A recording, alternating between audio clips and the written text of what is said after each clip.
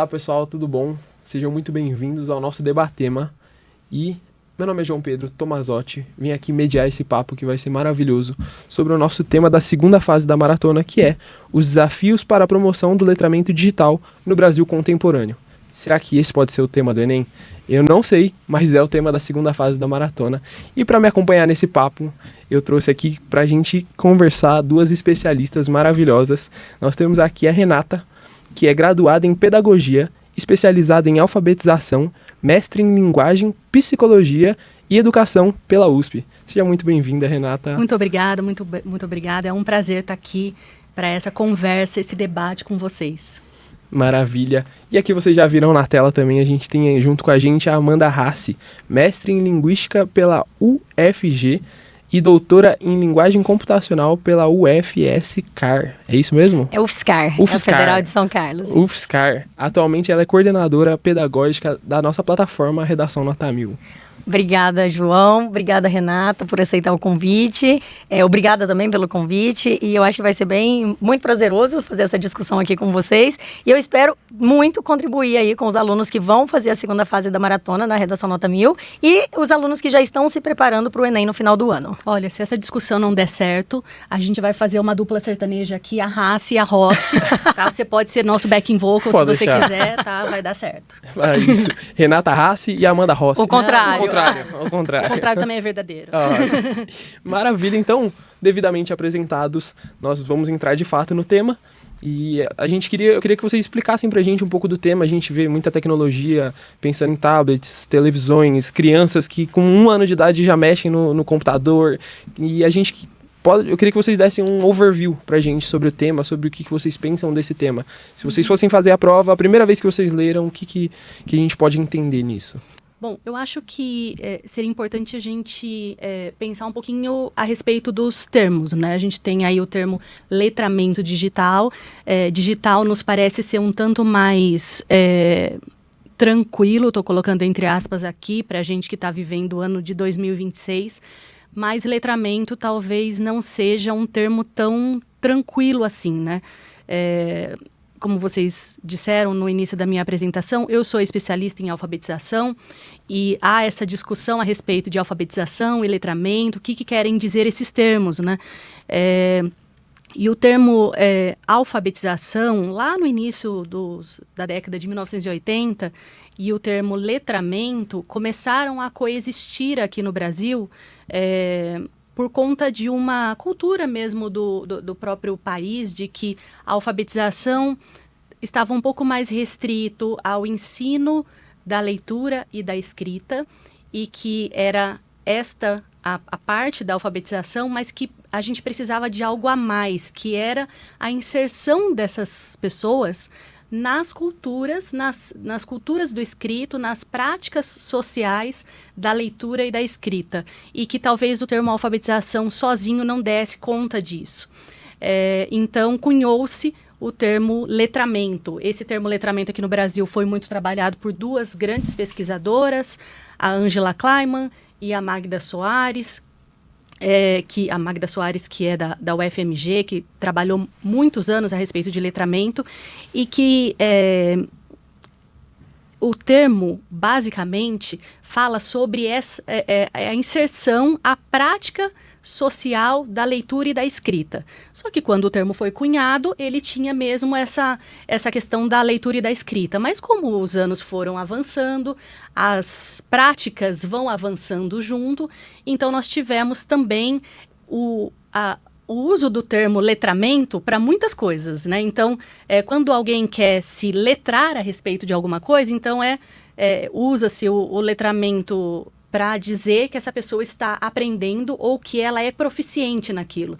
Então, nós temos aí um histórico para você pensar sobre o letramento digital. O que isso que eu falei, que versa sobre as práticas de leitura e escrita, fala sobre o ambiente digital, porque também no ambiente digital a gente lê, a gente escreve, mas em outro contexto, em outra perspectiva, que não é num livro, que não é num portador impresso, vamos dizer assim, né? Então, como é que eu me comporto quando eu estou lendo e estudando e praticando socialmente a leitura e a escrita com um livro e como é que isso é diferente quando eu estou em um ambiente digital, por exemplo, escrevendo ou conversando, lendo numa rede social, como o Instagram, ou quando eu estou ali lendo alguma coisa no TikTok, ou quando eu vou escrever alguma coisa no WhatsApp. Os comportamentos são diferentes, a maneira com que eu escrevo é diferente.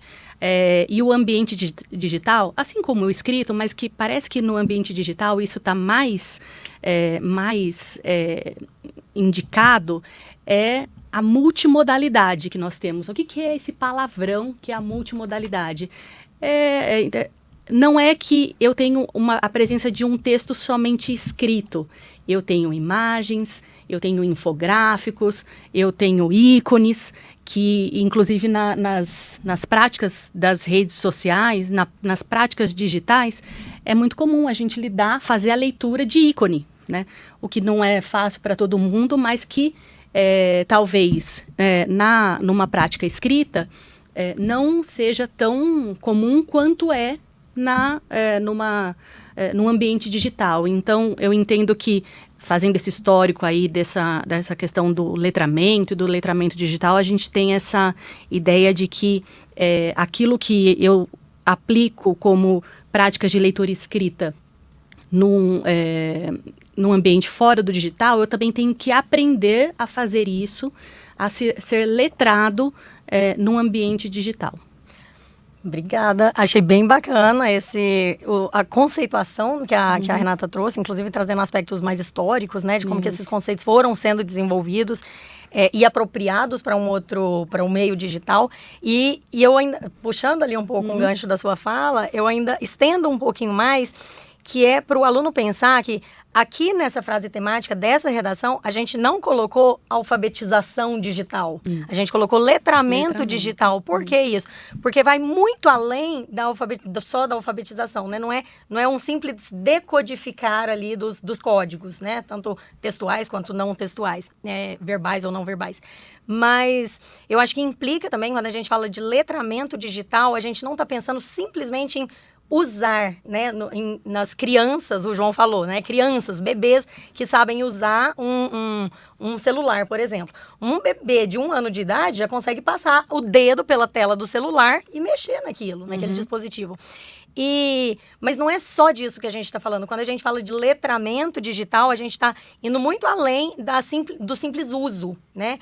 Implica um conhecimento por trás daquilo que você está utilizando. Então, ter um pensamento crítico em relação àqueles dispositivos, àquela tecnologia, entender como que os algoritmos influenciam as nossas vidas em todos os aspectos, né?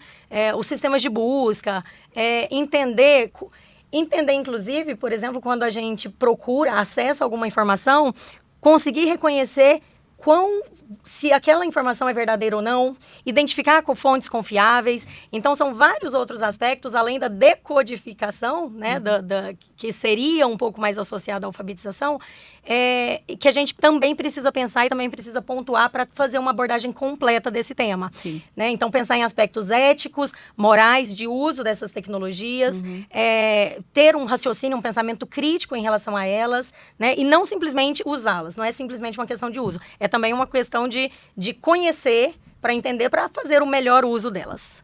Nossa, que explicação. Que explicação.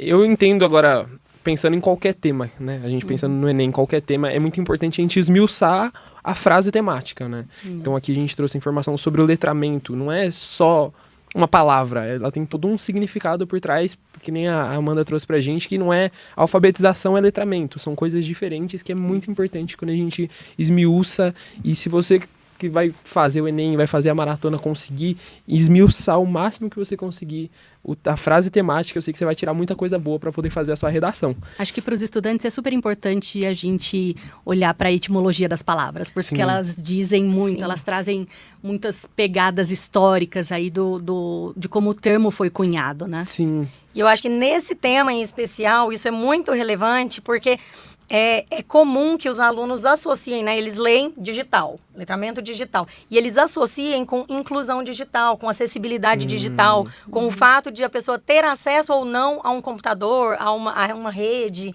né, enfim, a internet. E não é só isso. Então, a gente tem que, de fato, ler a frase temática inteira, esmiuçar cada pedacinho dela, porque é isso que vai garantir uma abordagem completa. Não só aqui no tema da maratona, mas também lá no tema do Enem, quando você estiver fazendo a prova do Enem. É muito importante, por exemplo, tá? Só mais um minutinho. Claro, fica à vontade. Nessa frase temática, a gente está colocando desafios para a promoção do letramento digital no Brasil contemporâneo. Então, é importante o aluno entender, tanto na maratona agora, quanto lá na prova do Enem, que aqui esse tema está buscando os desafios. Quais são os desafios para a promoção desse aspecto, tá? Em outras frases temáticas, pode vir perspectivas acerca de, ou pode vir os impactos relacionados a alguma... Então, esse direcionamento, isso daí, a própria frase temática, ele já dá o direcionamento do recorte que se espera para aquele tema. É importante que os alunos saibam e entendam isso. Aqui nessa frase temática também, né, menciona desafios para a promoção do letramento. Então, eles precisam indicar quais são as principais questões, as principais dificuldades para a gente avançar nesse tema. Tá? Sim, que é um ponto que a gente vai falar. Logo a gente está chegando nisso. Quais são essas dificuldades que a gente precisa combater? Mas antes disso, o seu estudante ele vai chegar, vai ler o tema. E agora? Posso já começar a escrever a redação? O que eu preciso fazer agora?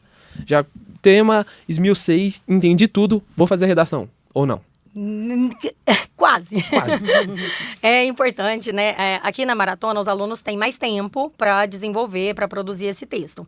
Mas já pensando que isso é um teste, já é um treinamento para o Enem oficial, é importante que todos os alunos tenham em mente o tempo de prova do Enem. Então, para que ele consiga, cada aluno vai fazer o seu próprio planejamento, porque depende um pouco de... eu tenho mais facilidade com algumas áreas do conhecimento, eu tenho mais dificuldade com outras áreas do conhecimento, eu tenho mais dificuldade com exatas, mas o outro tem mais dificuldade com a redação. Então, cada um fazer o seu planejamento no momento da prova, tá, do Enem, mas para a redação... O que eu sugiro? Eu acho que precisa deixar aí pelo menos 1 hora do tempo de prova para que o aluno consiga, primeiramente, ler a frase temática inteira, identificar todos os aspectos, todos os conceitos que são necessários para garantir uma abordagem temática. Dica de ouro para os alunos. Procurem, né, na sua redação, mencionar a frase temática toda, completamente. Porque isso já garante, isso já permite, né, já faz com que o aluno consiga uma abordagem completa e não tangencie o tema. Porque dependendo da frase temática que aparecer, se ele deixar de discutir um aspecto, um conceito importante dessa frase temática, ele pode tangenciar e com isso a nota cai bastante, tá? Então, tentem, se possível, instanciar, né, escrever a frase temática como um todo na própria redação. E aí, o que seriam os passos aí desse planejamento, dessa estrutura? Ler os textos motivadores. Os textos motivadores não estão ali por acaso, né? Eles dão o direcionamento, eles dão o recorte temático que se espera para aquele tema. Posso copiar os textos motivadores? Não pode copiar, não precisa copiar e também não precisa parafrasear.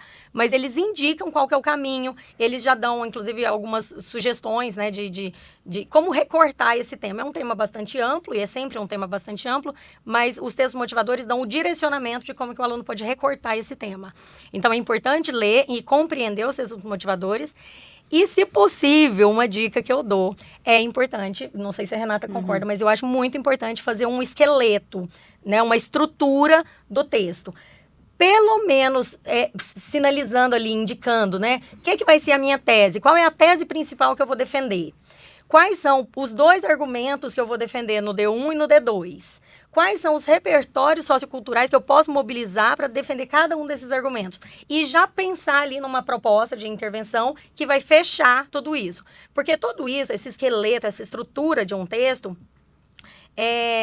se isso não for muito bem elaborado com antecedência, né, não for muito bem preparado, o aluno corre o risco de desviar do tema, desviar do foco, trazer um repertório que não tem muito a ver com aquele argumento, corre o risco de ir desenvolvendo a redação e lá no final colocar uma proposta que não está diretamente relacionada àquele problema mapeado.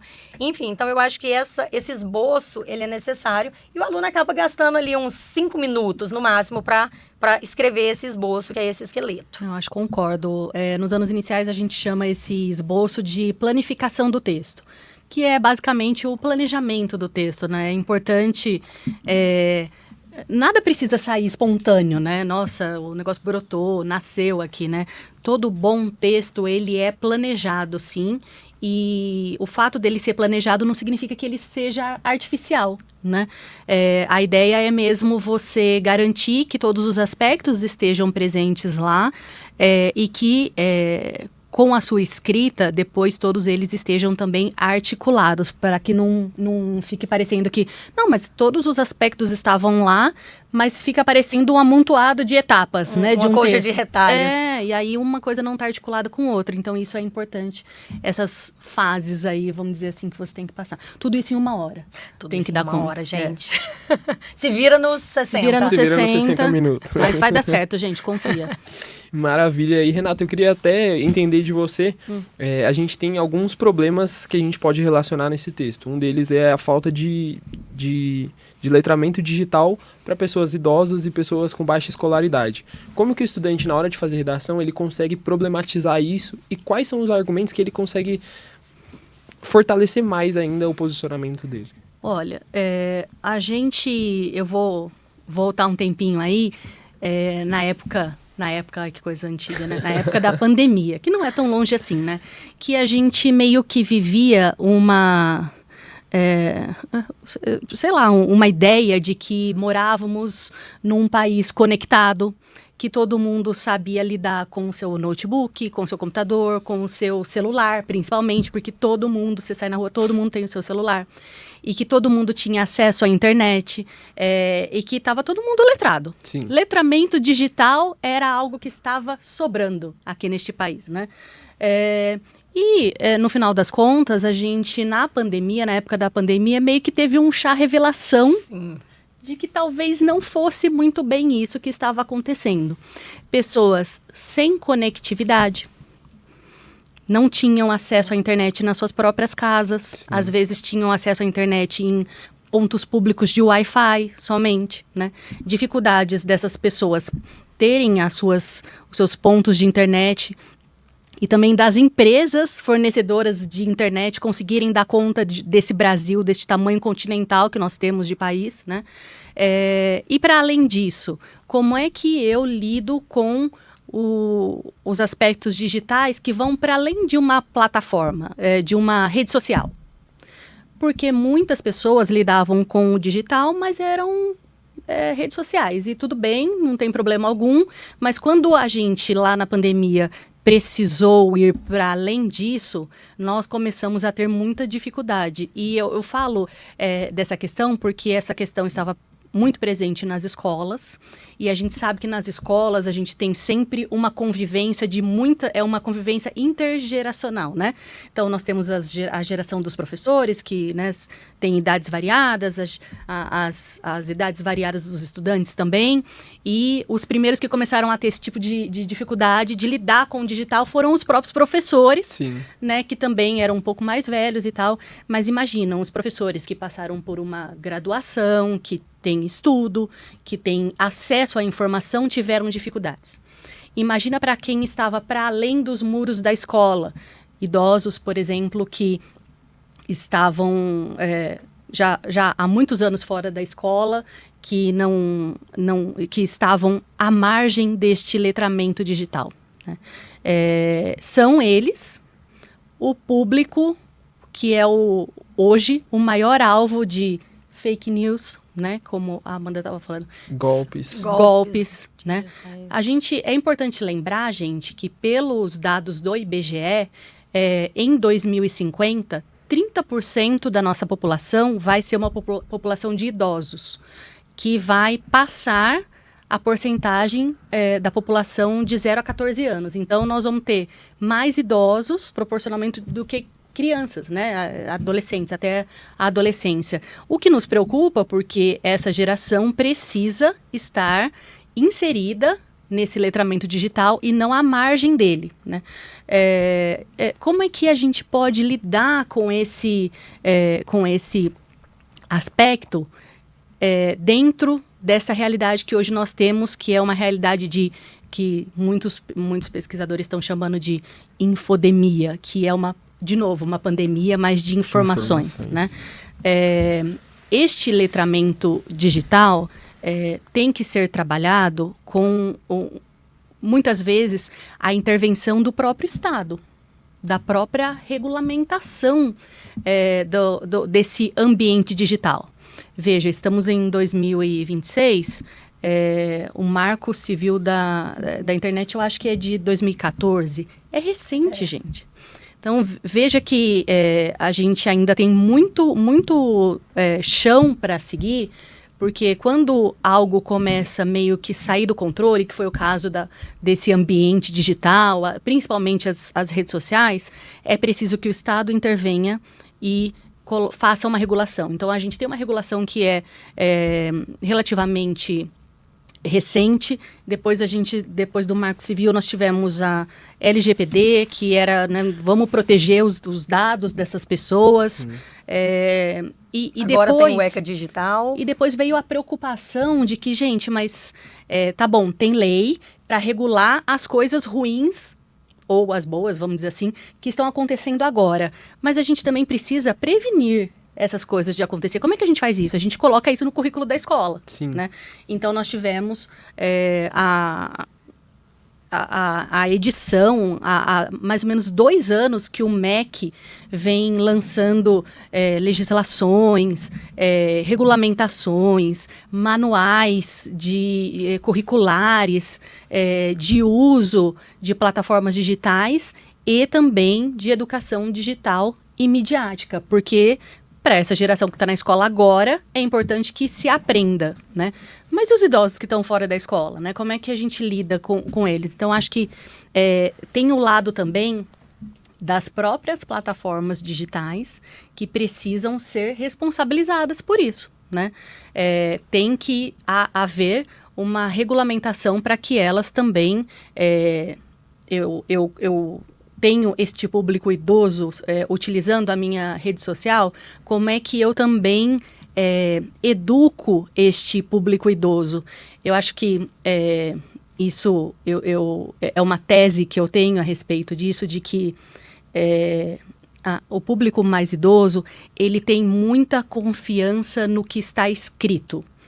Então, uma notícia que ele lê, e aquilo foi escrito em um jornal, uma plataforma digital de notícias e tal, ele não tem a capacidade de dizer que aquilo não é verdade, porque está escrito. Como é que alguém vai publicar uma coisa que é mentira? E eu acho que tem muito a ver com uma questão religiosa também, de que o que está escrito é sagrado, né? As escrituras são sagradas, então a gente quase que trata isso também com os livros didáticos, os materiais didáticos, né? Um material didático jamais ele pode ter um problema conceitual, ele só pode trazer uma informação que esteja corretíssima e atualíssima. Então, quando a gente olha para alguma coisa que está escrito, eu não duvido daquilo, é verdade. O problema é que a rede social, as plataformas digitais, com o advento das fake news, e também da programação dos algoritmos, se o idoso vai lá e clica em alguma coisa, o algoritmo já manda outra coisa igual para ele, que manda outra coisa igual, que vai reforçando o que ele está pensando, e cria um negócio chamado câmara de eco. Que é assim, no final das contas, eu criei a minha bolha. Eu fui clicando em coisas que eu gosto, o algoritmo vai me jogando e vai me mandando mais coisas desse tipo, e vai criando um ambiente em que eu só leio coisas que eu realmente quero e que eu acho que são verdade, né? O meu ponto aqui é que as regulamentações precisam seguir num passo de que é importante ter este ambiente digital e fornecer educação a respeito deste ambiente digital também. Responsabilizar essas big techs para que eduquem também as pessoas mais idosas a esse respeito. A gente tem, enquanto as big techs não estão fazendo isso, a gente tem um exemplo de um projeto que foi feito com mulheres idosas em Marabá, no Pará.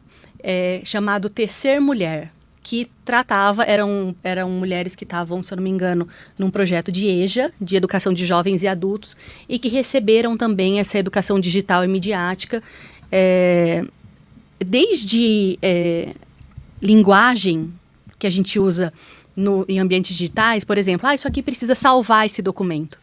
O que é salvar na vida real? O que é tirar um print? Olha só que coisa simples. A gente acha que o ícone de nuvem é o quê?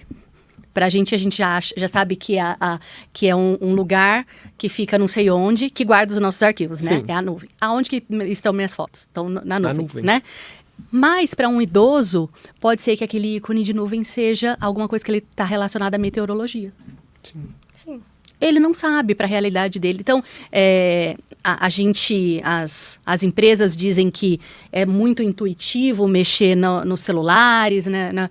Os ícones são todos muito... Não há segunda interpretação sobre eles, mas há. Se você está excluído desse letramento, você começa a ter dificuldades para entender o que o ícone fala. Então, é importante a gente ter também projetos, como esse lá de Marabá, que guiem pessoas mais idosas no trato com o letramento digital. Legal. E daqui a pouco a gente vai entrar um pouco sobre repertório. Você falou até sobre a questão do aprendizado para as crianças, para a geração mais jovem. Eu trouxe até aqui como repertório a BNCC da computação, né? Isso. Que traz pra gente. Eu já vou explicar mais com calma disso, mas antes da gente falar dos repertórios, queria que a Amanda explicasse um pouco pra gente. Parece que teve alguma alteração na maneira que avalia os repertórios. Como que é esse negócio? Bacana. O que precisa se preocupar que repertório que eu posso ou não trazer? Tá, bacana, João. Eu acho que para quem fez o Enem no ano passado, mesmo às vezes até como treineiro, né, já percebeu aí uma mudança que teve, apesar de não ser uma mudança super declarada, mas foi uma alteração que todos os alunos perceberam, as escolas perceberam, né, na banca avaliativa do INEP, em que alguns repertórios que eram os queridinhos dos alunos, eles foram considerados repertórios de bolso. Então, eles passaram a ser penalizados.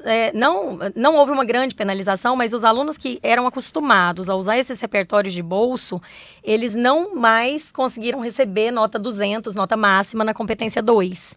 Tá? Então, por quê? Porque o que eu estou chamando de repertório de bolso? Aqueles repertórios coringa e aqueles argumentos coringa também. Né? Muitos alunos usam para qualquer tema a Constituição Federal, o artigo 5º da Constituição Federal, porque, de fato, se você for pensar, todo tema de redação, todo tema de redação é um problema social. O artigo 5º garante todos os direitos básicos para a plena cidadania de todos os cidadãos. Então, se é um tema sobre educação, sobre saúde, sobre moradia, sobre o que for, o artigo 5º da Constituição consegue contemplar aquele problema. O Bauman, com a modernidade líquida, Gilberto Menstein, com o cidadão de papel. Então, tem vários repertórios aí que são os queridinhos dos alunos, que eles, principalmente filósofos, que os alunos costumam mobilizar em qualquer tema de redação. Desde a última edição do Enem, a gente percebeu que esses repertórios, eles foram considerados repertórios de bolso. E eles passaram a não suprir mais a necessidade de uma redação muito bem escrita. E aí o Enem passou a penalizar tanto na competência 2 quanto na competência 3, porque impacta diretamente, né? Para que a gente usa um repertório sociocultural? Para corroborar o argumento que a gente está usando para defender aquele ponto de vista. Sim. E a argumentação é avaliada na C3. Então, esses repertórios e esses argumentos coringa que os alunos costumam usar, por exemplo, a inércia governamental, o Estado não faz nada para resolver o problema, a população é inerte em relação a essa situação. São situações que são generalizações que muitas vezes colam, mas são genéricos demais para caber em qualquer tema. Então, por conta disso, esses repertórios e esses argumentos passaram a ser mal vistos ali pela banca avaliadora. Tá? Então, a gente deixa aqui, inclusive, um alerta, não só para esse tema da maratona, mas para qualquer tema de Enem, para o aluno evitar, inclusive, modelos prontos de redação. A gente sabe que muitos alunos, né, na dificuldade de pensar sobre o assunto, eles decoram uma formulazinha de modelo, um modelinho pronto, um padrãozinho de texto, e simplesmente preenche algumas lacunas com o tema da redação, com alguns repertórios, enfim. E esse tipo de texto, dificilmente ele consegue atingir uma nota máxima no Enem hoje em dia. Tá? Antigamente, ele era suficiente. Com várias mudanças, enfim, ele passou a não ser tão bem visto mais. O aluno consegue uma nota razoável? Consegue, usando um modelinho pronto. Mas se ele quer se sobressair, ele precisa, de fato, ter um pensamento crítico. E eu acho que nesse ponto, eu acho que é muito bacana, porque tem muita relação com este tema que a gente está discutindo aqui hoje, que é o letramento digital. Por quê? Porque tanto o tema do letramento digital quanto a ideia de fazer uma redação, ela exige um pensamento crítico, um raciocínio crítico por trás daquilo que o aluno está escrevendo, né? Então, se o aluno consegue mostrar ali no desenvolvimento do tema que os repertórios que ele está trazendo, de fato, estão diretamente relacionados com o argumento que ele está propondo, o argumento que ele está propondo, de fato, pesa bastante, né? É estratégico para defender aquele ponto de vista, se aquela proposta de intervenção ela é estratégica para resolver aquele problema, tudo isso demonstra um pensamento crítico por parte do aluno e faz com que ele tire uma nota mais alta. Acho que o Enem está premiando autenticidade e originalidade, Exatamente. Né? E eu acho que eu sou sempre da frase do menos é mais, assim. Não precisa ser um carro alegórico de abertura de escola de samba, né?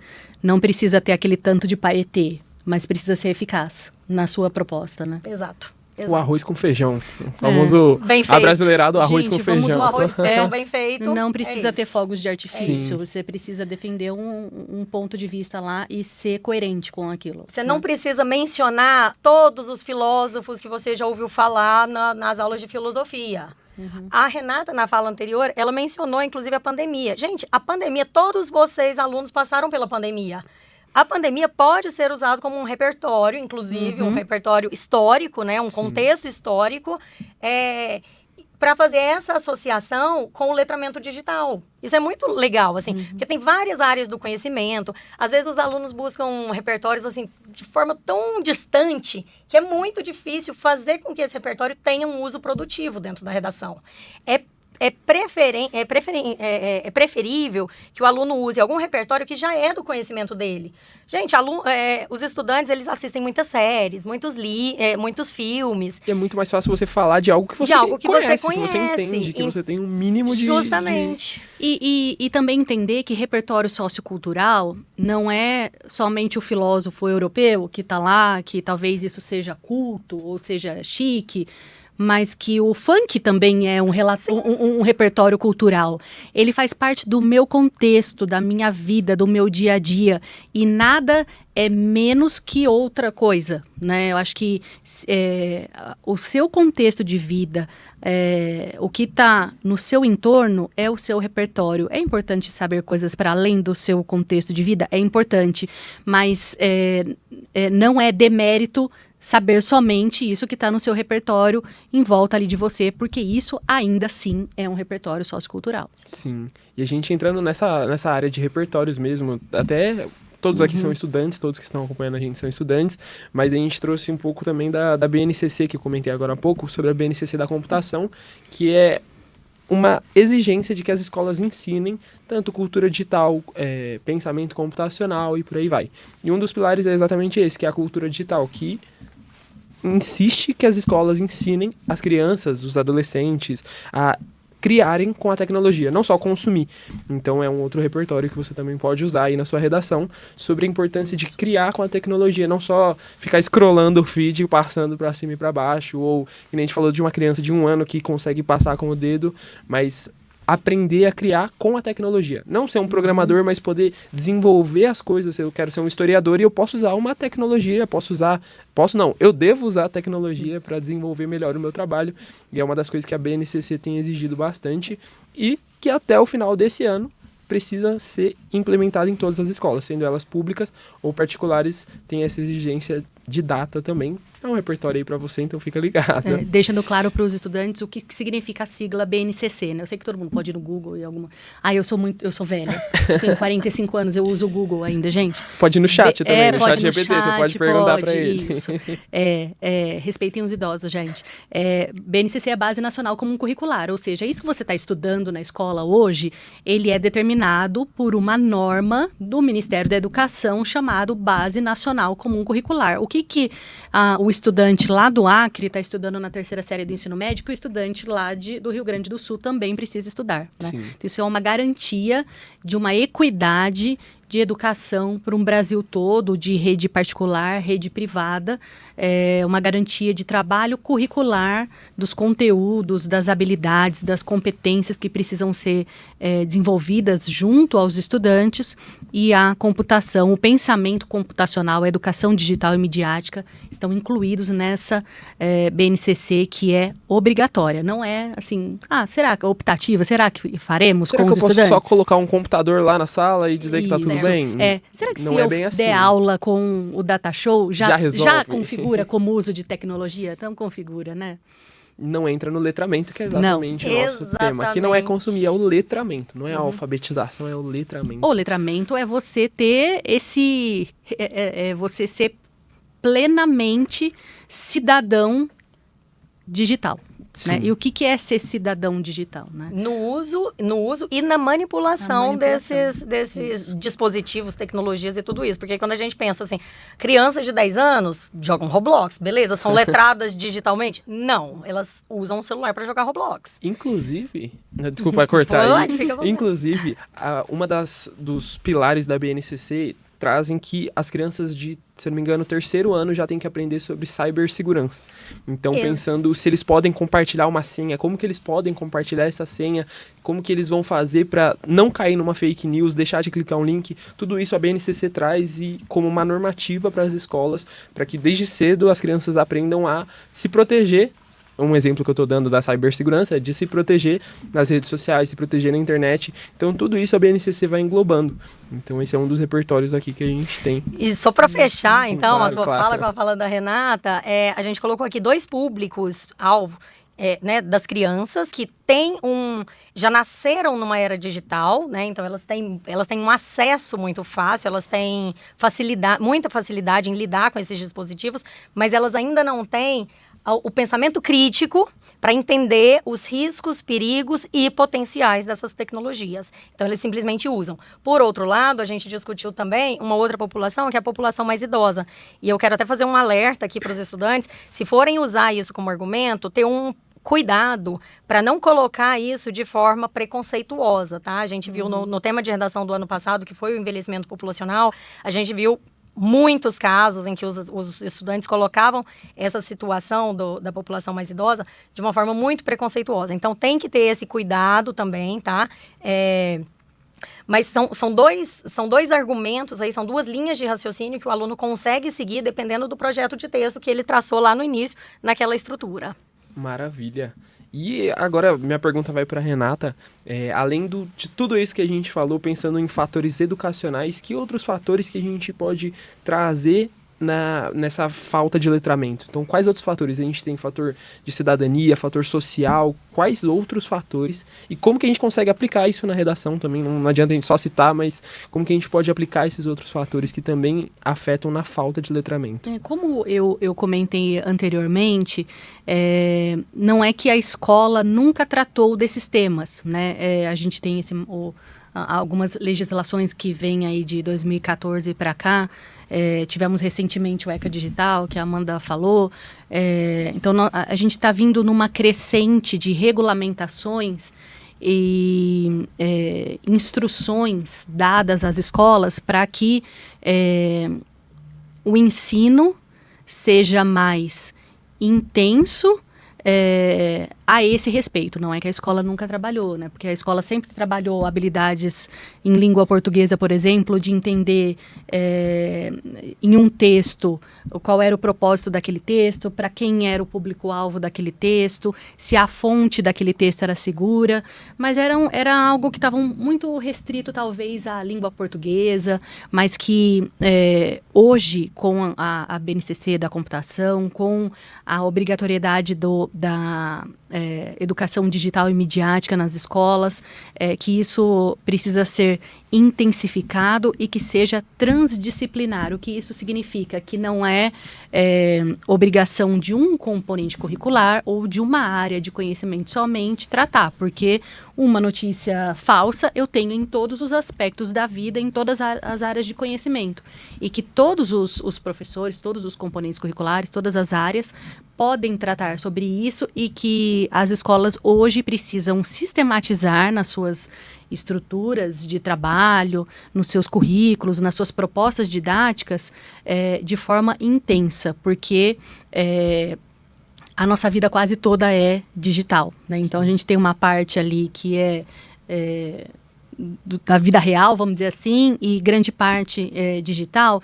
Como é que essa vida digital entra na escola, mas de uma maneira mais construtiva e educacional também. Vejam que nós tivemos recentemente, se eu não me engano foi em janeiro de 2025, a proibição dos celulares nas escolas. Ah, mas então é outro repertório que a gente pode utilizar. Proibiu, então a gente resolve o problema sim, com as questões de como é que os jovens, as crianças lidam com redes sociais ou os aparelhos digitais, a gente proíbe.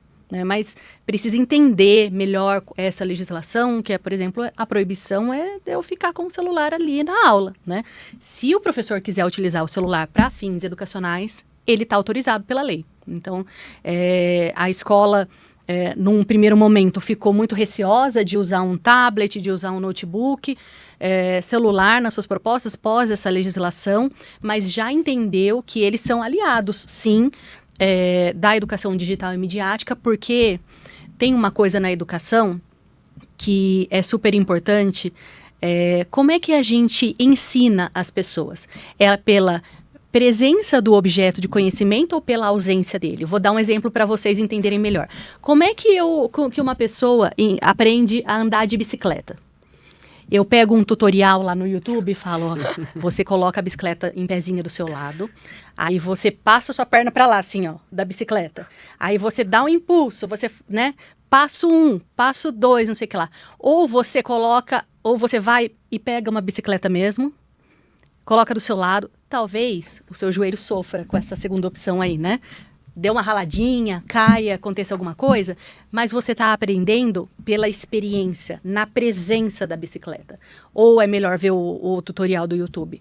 Para a escola, é melhor que o digital, as plataformas digitais, o conhecimento digital esteja presente, porque é pela experiência que a gente aprende melhor. Sim. Então, a ideia da BNCC da computação, da educação digital e midiática, é aprender pela presença, pela experiência. Então, talvez isso esteja faltando um pouco na escola. Essa prática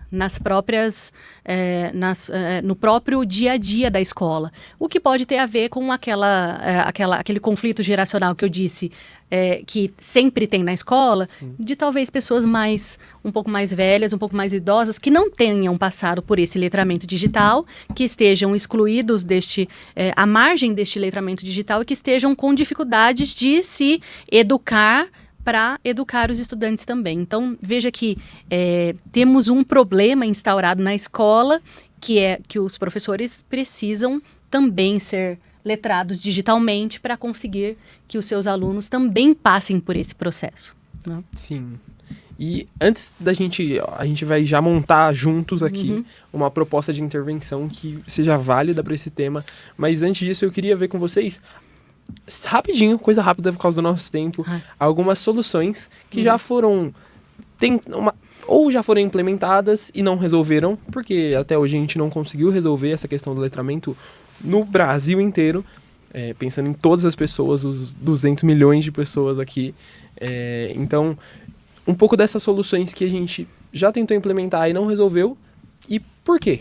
Por que será que essas soluções não foram resolvidas, não foram de fato uma solução, foi só alguma implementação? Olha, posso começar? Pode. Eu vou, na verdade, puxar um gancho do que a Renata já mencionou em uma outra fala, que é, primeiro, né, o Brasil é um país de proporções continentais. Então, um estudante ribeirinho lá do Acre não tem, obviamente, o mesmo acesso que um estudante da capital paulista, né? Então, existe ali uma questão de acesso, existe uma questão de inclusão digital que exclui algumas faixas etárias, que exclui algumas regiões geográficas. Então, tem todas as questões de desigualdades sociais que permeiam essa problemática. E mesmo que já existam algumas ações, a Renata mencionou um caso, uma ação, um projeto que existe lá com as mulheres de Marabá.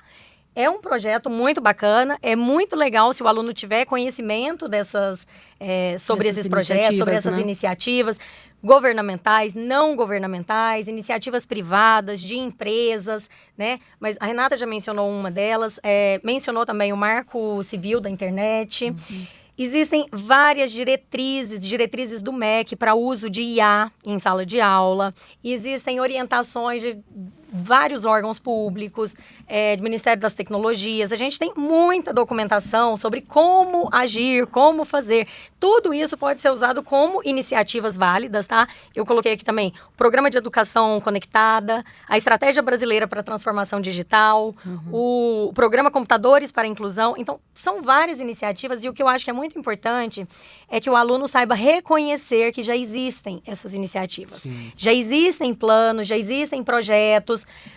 Nem todos, é difícil a gente pensar, mesmo que seja o melhor projeto, o melhor planejamento do mundo, pensar que esse projeto vai resolver todos os problemas. Por quê? Porque o Brasil é um país de dimensões continentais, a gente tem uma desigualdade social, uma diferença de acessos muito grande, né?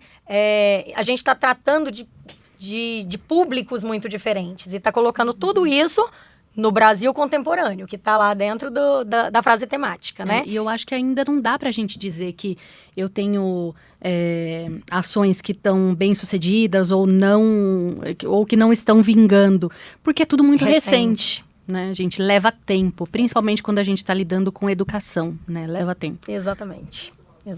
Maravilha. E então agora, pra gente poder finalizar esse papo, passa muito rápido o tempo. Passa mesmo. Mas eu queria uma ajuda de vocês pra gente pensar numa proposta de intervenção. Eu acho que a Renata pode ajudar a gente nisso. Eu penso que a proposta de intervenção talvez não seja, como a própria Amanda disse, não tem uma...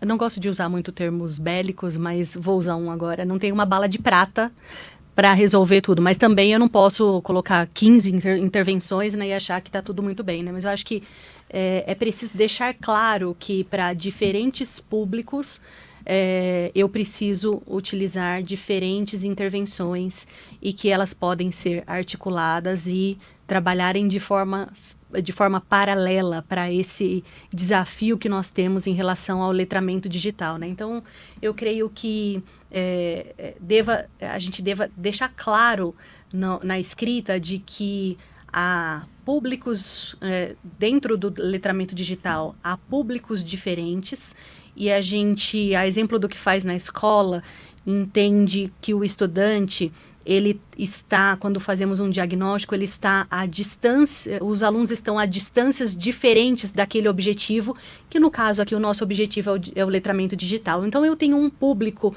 muito etéreo aí de diferentes níveis de letramento e que eu preciso de diferentes medidas para atingir cada um desses públicos, e essas medidas precisam ser articuladas e concomitantes.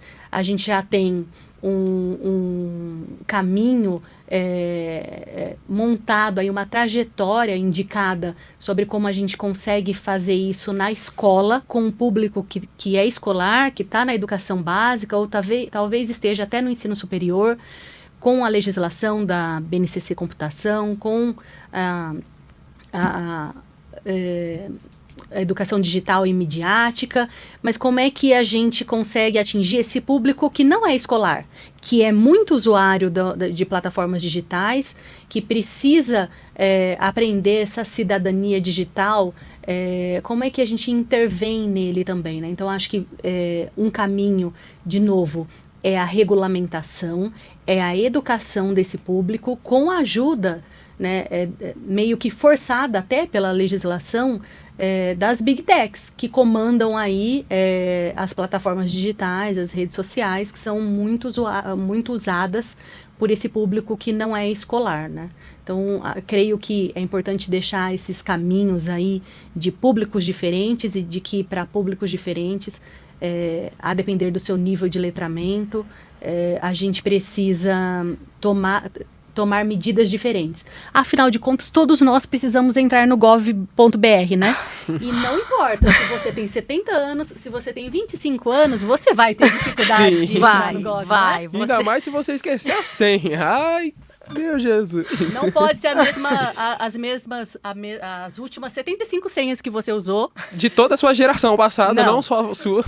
Que a sua família usou também, porque eu sei que sua mãe é tal, ela já usou essa senha, você não pode, né? Estamos brincando, mas o que tem de meme, o que tem de vídeo, né, falando sobre a dificuldade, fica aí também uma dica de intervenção para o pessoal do próprio Estado, né, dos ministérios aí, que também tomem hoje o aposentado que precisa ir no INSS fazer, aí ele tem que ler o QR Code, que abrir o aplicativo, que fazer o autenticador, que entrar no gov.br. Como é que é isso, né? Então, o próprio governo também coloca impeditivos para essa pessoa que não é letrada digital e que começa a ficar à margem disso. Como é que eles também têm um papel de trazer essas pessoas para uma perspectiva melhor, né? Como é que eles facilitam isso também. Facilitar tem 2 caminhos. Educar as pessoas e também deixar tudo muito mais intuitivo, né? E educar leva tempo. Educar leva tempo. Infelizmente, não é uma pílula uma dipirona que a gente toma e a dor de cabeça vai embora em 30 minutos. Não é esse o caminho. E além do mais, que educar ainda mais nisso é muito difícil. Porque se a gente deixa muito intuitivo, fica muito fácil para qualquer pessoa acessar de qualquer outra pessoa. Não, então entra na segurança digital. Mas pode ser intuitivo, porém seguro. Sim. Né? Aí tá o desafio para o pessoal, né? As não pessoas é a nossa área aí, no momento. Não é a nossa área, mas estamos esperando aqui, aguardando que vocês façam a mágica de vocês aí e nos resolvam, né? Sim.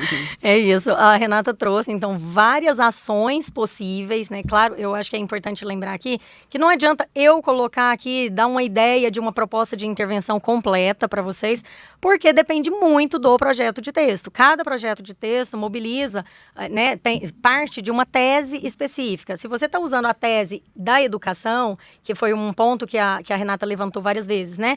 Como que dentro da educação, dentro do contexto educacional, os alunos precisam ser letrados, né, digitalmente, quanto também os professores precisam de formação para isso, para conseguir orientar esses alunos. Então, ela focou um pouco nessa área educacional, mas existem vários outros recortes possíveis, todos eles trazidos ali pelos textos motivadores também, tá? Então, a proposta de intervenção, ela vai depender muito do seu projeto de texto. Qual é a tese principal? Quais são os 2 argumentos que você indicou lá, né, no desenvolvimento 1 e no desenvolvimento 2? Mas o que é importante nesse tema e em qualquer tema do Enem, tá? Que é você retomar, se você trouxe 2 problemas, um no D1 e um no D2, retomar esses problemas e propor solução para esses 2 problemas. Porque isso é avaliado, isso é avaliado na C3, não é na C5, o fato de você retomar e trazer solução para os problemas apontados, então isso é avaliado na C3, porque indica o fechamento do texto, né? O texto está redondinho, ele está bem costurado, bem alinhavado. Isso é importante. E o segundo ponto importante é que não adianta você trazer várias propostas de intervenção, várias ações interventivas para solucionar todos os problemas do mundo. Pelo menos uma dessas propostas precisa ser completa, tá? E isso independe do tema. Então, o que é uma proposta de intervenção completa? Precisa ter um agente, uma ação, o meio ou modo, por meio de, vai ser feito por meio de, por intermédio de, a partir da realização de, enfim. precisa ter um efeito, com cara de efeito, de finalidade, e o detalhamento de um desses elementos, tá? Então, esses 5 elementos são necessários para a gente ter ali uma proposta completa. Preciso fazer as 2 propostas completas? Não. Desde que uma delas esteja completa, tá tudo bem. Você pode indicar só a ação da outra proposta. E na fala da Renata também, ela já trouxe vários agentes, né? Ela falou de órgãos públicos, de governo federal, das big techs também. Então, ela já trouxe vários indicativos mas assim, o agente vai depender muito da ação que está sendo proposta. Então, e é importante o aluno saber, mas isso é um conhecimento geral, tá? Não é de redação, isso é conhecimento geral.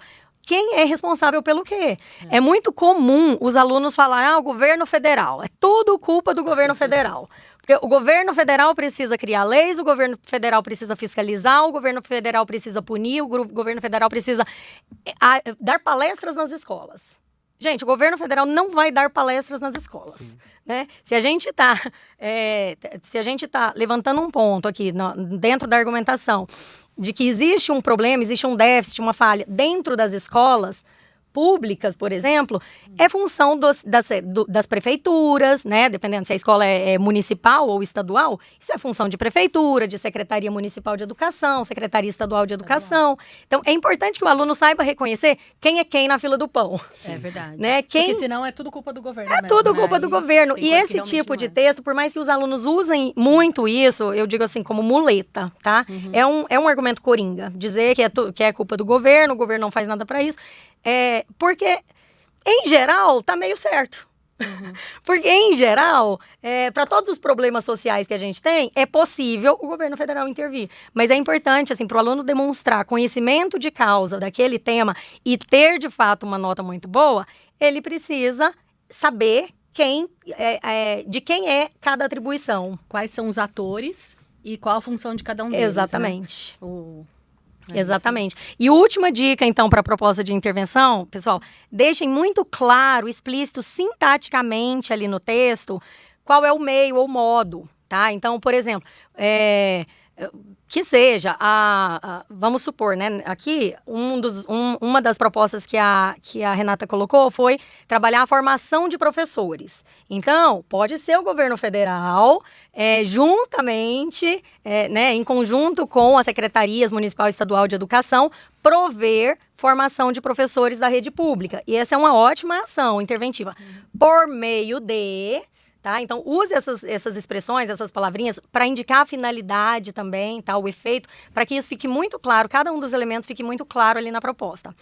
E um último ponto que eu vou colocar aqui também, que foi também uma pequena mudança que teve da última edição do Enem para cá, é que por mais que você tenha e coloque uma proposta completa com os 5 elementos, muito cuidado com a ação interventiva. Porque se a ação for considerada nula, mesmo que tenha todos os outros elementos, a nota da C5 fica limitada a 80 pontos. Então, assim, até o ano passado, o aluno perderia só 40 pontos se ele colocasse uma ação muito vaga, muito genérica, que é considerada nula.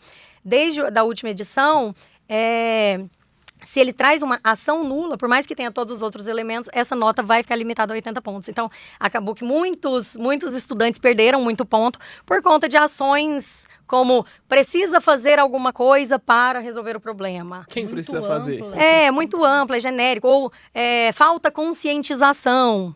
Né? É muito amplo. Então, tentem propor ações mais concretas, mais práticas, mais efetivas. Críveis, né? Críveis. Críveis e factíveis. Sim. É basicamente isso, só tudo isso, o nosso papo. Então, você que assistiu o nosso Debatema, muito obrigado por acompanhar a gente até aqui. Eu queria agradecer vocês duas. Muito bom papo com vocês, muito inteligente vocês. Formadas, maravilhosas. Foi maravilhoso mesmo. Muito obrigado. Eu queria agradecer a participação de vocês sobre essa troca de conhecimento. Tenho certeza que quem assistiu o Debatema não vai ter a redação pronta, mas já vai ter muita bagagem para poder escrever, para poder trabalhar o tema com os textos motivadores e tudo mais. Queria agradecer vocês, deixar o espaço para vocês agradecerem também, se despedirem. Eu quero agradecer também por essa participação aqui. Eu acho que foi um debate bem produtivo. Eu espero de coração que possa ajudar os estudantes que estão em casa, que vão fazer a maratona, a segunda fase da maratona. Desejo muito boa sorte para esses alunos. Lembrando que a gente tem uma classificação dos alunos e a gente tem um ranqueamento também das escolas. Então, escolas, incentivem, engajem seus alunos a participar, a submeter seus textos, tá? E muito boa sorte a todos os estudantes, tanto na maratona quanto no Enem. Bom, muito obrigado. Achei que iria falar aqui um monte de coisa e no final das contas aprendi um monte com vocês. Toda vez que eu tiver essa oportunidade de vir aqui a aprender mais, eu volto e quero dizer para vocês, estudantes, que participem. Porque é a prática, ninguém, eu acho que vocês já devem ter tido a oportunidade de ver manuscritos e planejamento de textos de grandes autores, o tanto de intervenção que tem nos textos deles e muda parágrafo e tira a palavra e reorganiza. Não tem texto perfeito, tem o texto possível e aquele que você faz com a sua originalidade, com o seu repertório sociocultural. Então, boa sorte e pratique. Então é isso, muito obrigado para você que acompanhou a gente até aqui. Esse foi o Debatema da segunda fase da maratona que está começando hoje. Então no dia que a gente está soltando esse vídeo já está iniciado. Então converse com o seu professor, converse com a sua escola e não fique de fora. E para você que vai fazer o Enem ainda esse ano, nós estamos soltando uma trilha de vídeos aqui no nosso YouTube toda semana até o dia do Enem, onde nós estamos falando sobre aulas, sobre temas, sobre tudo que você precisa saber para fazer a sua redação. Tudo que você precisa, dicas práticas, dicas rápidas para você trabalhar melhor a sua redação aqui no nosso YouTube. Então se inscreva e acompanhe que vai ser muito bom. Tchau, tchau, até a próxima.